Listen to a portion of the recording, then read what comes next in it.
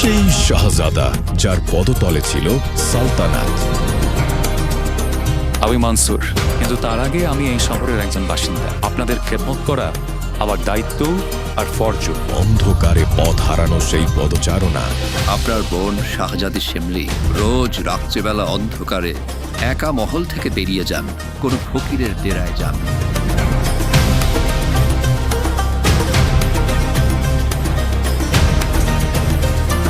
যখন সত্যের রহস্য উন্মোচিত হলো, হে আল্লাহর সত্তা, আমাকে ক্ষমা করে দিন। আসল নেয়ামত সত্য নামের অনল হকের দিদার হয়েছে। अनल हक नाम पर हक है, यही कलमास।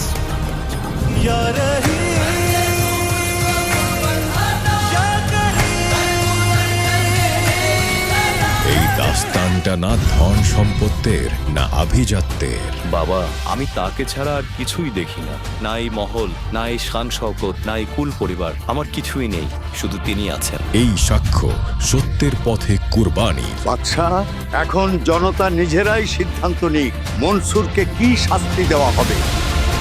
শহরের প্রতিটি বাসিন্দা অন্তত আধা কেজি ওজনের একটি করে পাথর হাতে নিক, মনসুরকে মারুক।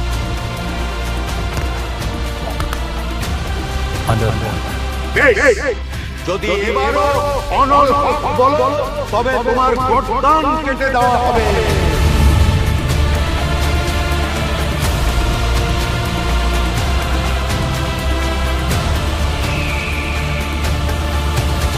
দেখুন আমাদের বিশেষ উপস্থাপনা রবিবার 12 এপ্রিল সকাল 11টায়, শুধুমাত্র ইউটিউব চ্যানেল সন্ত রামপালজি বাংলা সৎসঙ্গ এবং ফেসবুক পেজেও। अगर है शौक अल्लाह से मिलने का, तो हरदम नाम लो लगाता जा।